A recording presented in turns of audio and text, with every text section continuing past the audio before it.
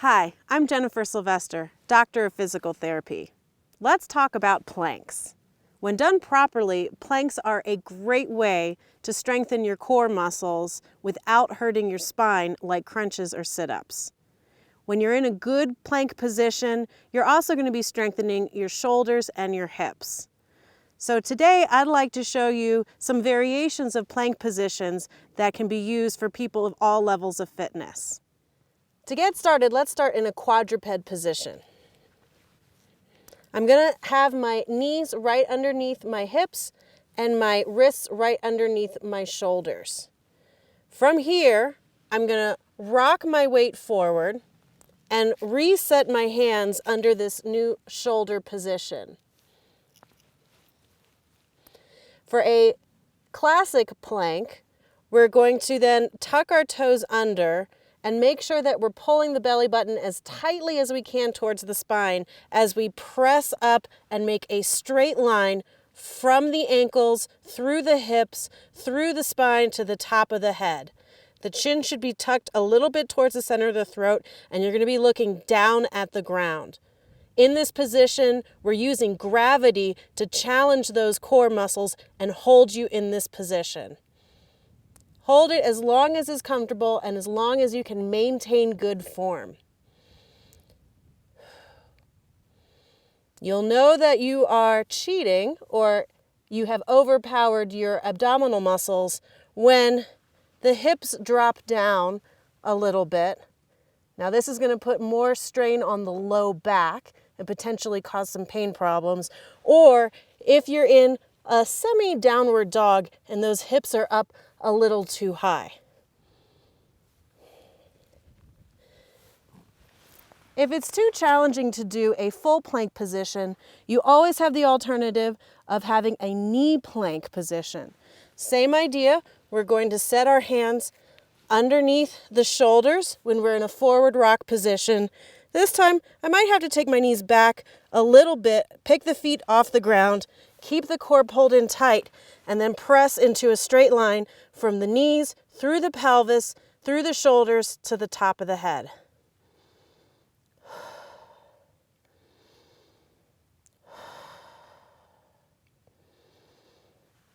Now, not everybody's wrists like to be in this position, so let me show you some more alternatives.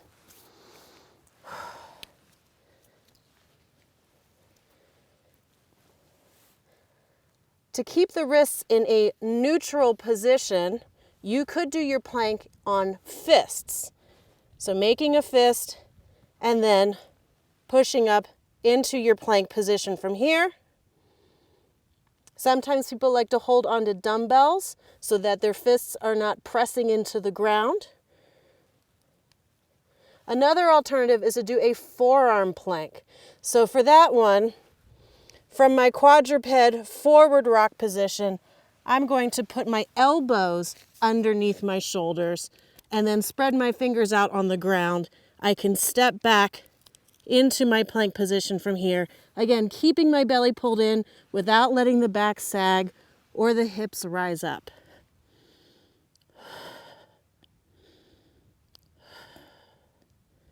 And then when you feel like your core muscles are starting to shake, or if you feel any pressure in the back, that's a good cue to lower the knees down and give your muscles a rest. So now that we've looked at a classic plank, let's talk a little bit about side planks.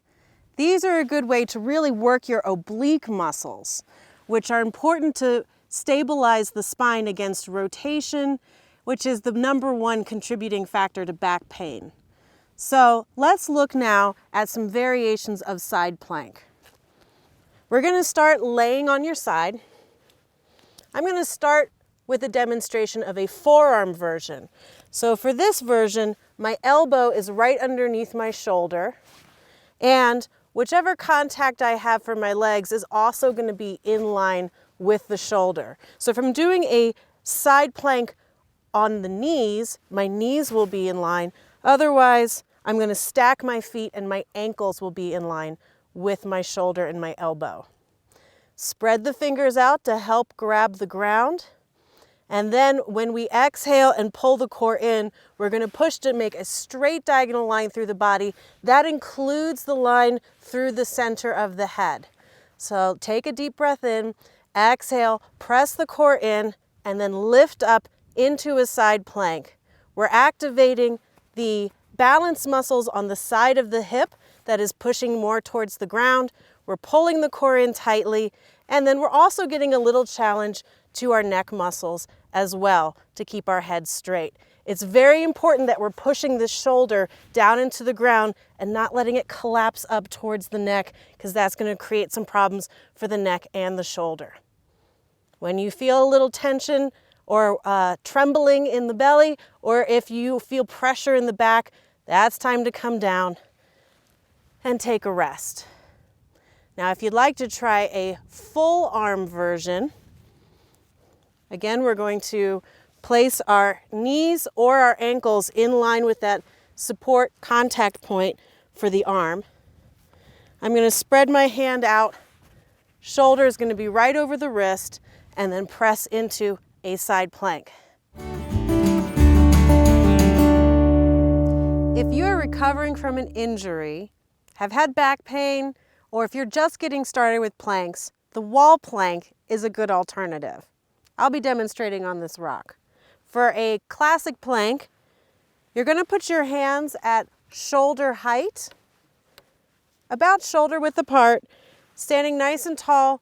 Pull the belly button in towards the spine, and then step your feet back until you have a nice angle from your ankles through the hips to the crown of the head. We again want to make sure that we're not sinking our hips down and arching the low back, and we want to make sure we're not sticking our hips out behind us. So you should be in a nice straight line through the body. Pulling the core in and taking deep breaths. The farther back you step your legs, the greater the intensity of that wall plank will be. So feel free to adjust the positioning of your hands if needed. You can also do your side plank on a wall.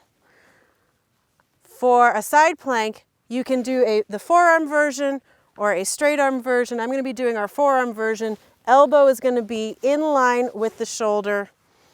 Again, pulling the belly in, starting off standing nice and tall, and then we're going to walk our feet out to the side until we feel a comfortable angle that has a straight line through the center of the head, the body, all the way down to the feet.